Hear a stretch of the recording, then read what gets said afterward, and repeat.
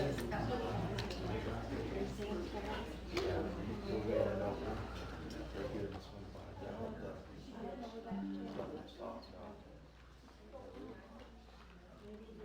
right, we're going to get started.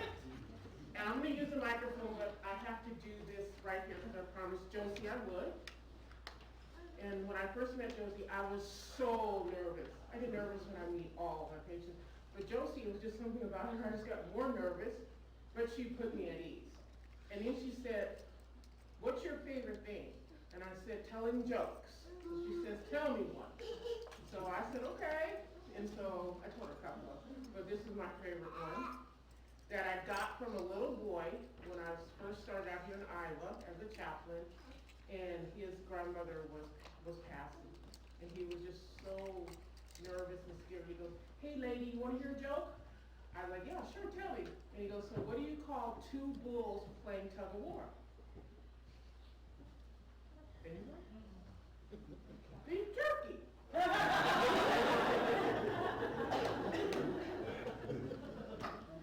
That's my call to fame as a chaplain. All right, can you guys hear me? Yep. And if I'm not talking loud enough, you have to let me know, which is really funny. I love to talk, but up here, I'm like, okay, no.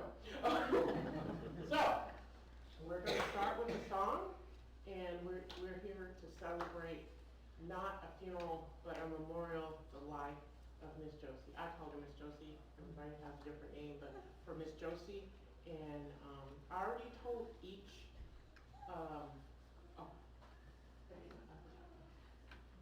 this is what Josie actually had me do for the siblings. And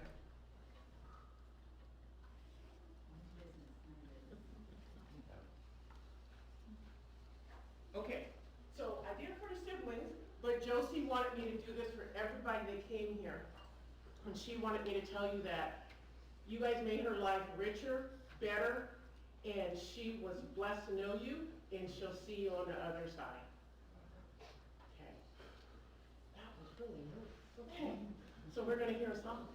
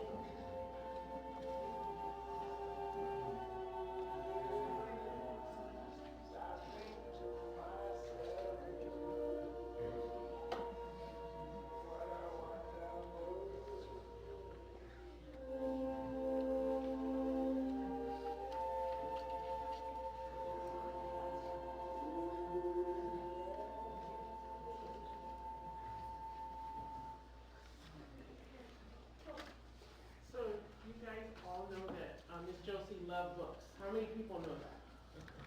Somebody all must be raising their hands. Exactly. So she asked me to get a book. I was supposed to be looking for Mrs. Lincoln Lincoln's dressmaker. And if you know anything about Miss Josie, she loved history, she loved people, and it didn't matter the color. She truly was the epitome of love. She loved hard. So I found this book on thriftbooks.com, which Miss Josie didn't know I already knew about because I'm a reader. This book was $3. So I'm so cheap. So it's a love letter from God, and it's by Bonnie Schulter. And she had wrote this for her children who were starting college, who have had children, were in the midst of life storms. And when she was writing them, she wrote them as if God was talking to them. Does that make sense? So this first one is comfort in the midst of difficulties. This time that you guys are going through may be hard, and it is going to be hard. And we're all going to grieve differently because we loved our mom, we loved our friend, we loved our sister. You know, she was everything to everybody in a different way. Before I read this, I just want to remember, how many people put together puzzles? Oh, wow, this is impressive. Okay, raise your hand if you put together 500 pieces. Okay, 1,000? Hands are getting less. How about 3,000? Oh, remind me to give you a Scooters gift card. So, the point being, Josie was the centerpiece of the puzzle. And each of you guys are the surrounded piece. Is the centerpiece gone? Not at all. But what you guys are going to do is keep adding to that piece of puzzle. It's going to be thousands and thousands of pieces until you guys see her again, and you were all standing before God. Okay, just remember that. So when you need a hug, go find a piece of the board and put it together. Comfort in the midst of difficulties. My child, you're not alone, for I'm always with you. There is no sadness, no depression, no discouragement, no loneliness that can engulf you and take you captive if you remember that I'm always with you. Are you in desperate financial situations? Fear not, I'm with you. Are you feeling lost and alone? Fear not, I'm with you. Is your body hurt and you feel broken? Fear not, I'm with you. Oh child, if you just remember to talk to me daily, what a difference it'll make in your life. I have said in my word, I am always with you. Remember that, don't ignore me. When you wake up in the morning, acknowledge my presence by saying, good morning, Lord. Thank you for this beautiful day. Talk to me often during the day. And when you go to bed at night, remember to talk to me again. Say, Father, I thank you that you are ever with me and that the angels of the Lord encamp around me. Give me protection all through the night. Oh, my child, just call out to me and I will answer. For I desire for you to live an abundant life. I desire for you to live in peace, in joy, and in prosperity. I desire for you to be free, spirit, body, and soul. I desire for you to be healed. I desire for you to be prosperous, and you are prosperous. For I paid that price so that you could obtain all these things. All these things are now in your spirit. All that remains for you is to receive the blessings in my name.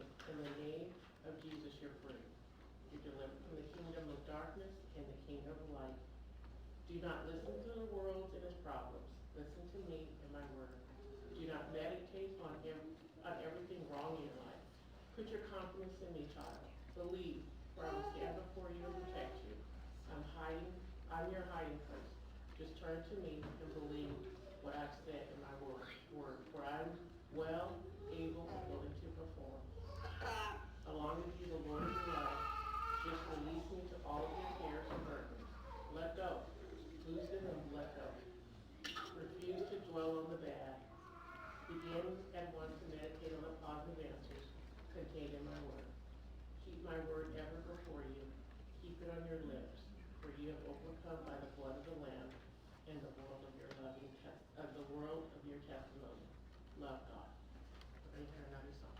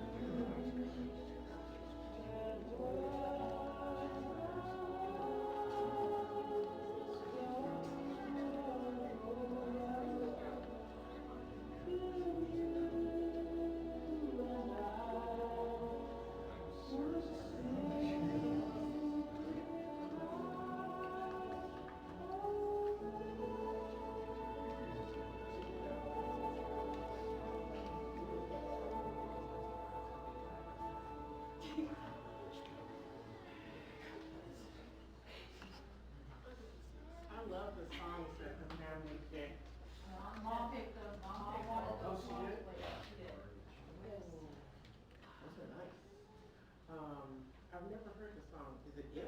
Yeah. By the Red. I never heard of them. Okay. Okay, everybody has obituary, but I just wanted to read this part, and before I read it, I had promised Josie, and she had asked me to give her a call to know God. If you know God, that's great. If you don't, then I'm here on Josie's behalf to say that God so loved the world that he gave his only begotten Son, that whoever believes in him shall not perish but have everlasting life. You're loved by God, you're loved by me, and you're loved by all these people in this room. If you don't know God and you want to know more, after the service I'll be there, or I'll be at the luncheon, or if you just want to take my number and I'll call you later, that's okay too. And then the family, which is totally, Josie, is the Proverbs 31, and I'm going to read that for you guys. It's 31, 14, and 22. And yes, when it talks about sheep clothes, that's just an understatement. Oh, she made clothes too? Oh, honey, our first set of clothes were all handmade, so by mom. Yeah, this dress I'm wearing is pretty much wrong. Yeah. She made her dresses, her dances, And weddings and. yeah, you name it. She made my wedding dress. No. Yeah. Okay, she just put me to shame. I can show her, but. Okay, so let me just ask you this. Did she bake? Yes. Oh. She had a bakery. But you bake too. All right, here we go. Wow, you guys have to tell me more. Her life was a living example of this Bible verse, Proverbs 31, 14 to 22. She is like the merchant ships. She bringeth her food from afar. She rises also while it is yet night, and giveth meat to her household. Lamb, that was on Christmas. And a portion to her, sorry, and a portion to her maidens that I'm getting now. She considered a field and vine. With the fruit of her hand, she planted a vineyard. She girded her loins with strength, and her strength in her arms. She perceived that her merchandise is good. Her candle goeth not out by night. She layeth her hands to the spindle, and her hands hold the distaff. She stretches out her hands to the poor. Yea, she reaches for her hands to the needy. She is not afraid of the snow for her household, for all her household are clothed with scarlet. She maketh herself coverings of tapestry. Her clothing is silk and purple. And I'm sure she's up there sewing right now. And this one is La Vie in Rose. Okay.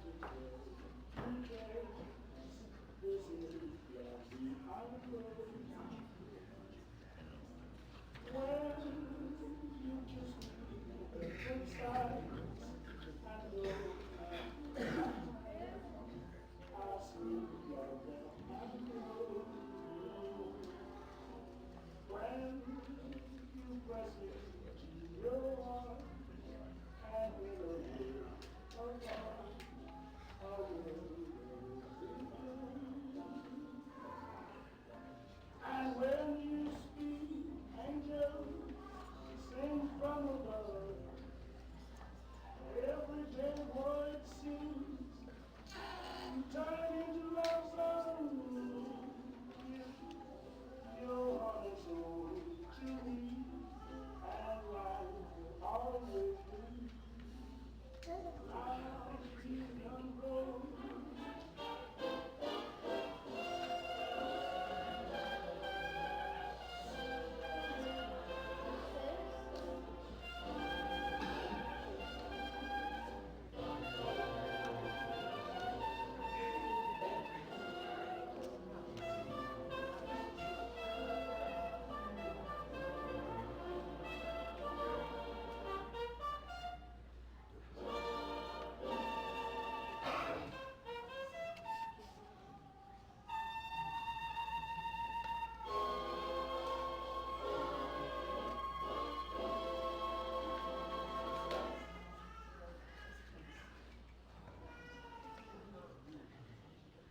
Before I read the last part, I'd like to thank everybody for coming on behalf of the siblings, sisters, and grandchildren.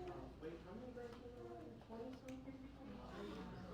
And then 19? Wow, that's a lot. Y'all been busy. She did have more of us. Okay, I can't even get my children to get any one. So, this last part is laughter. This is my best part. I'm reading you guys a gift for laughter.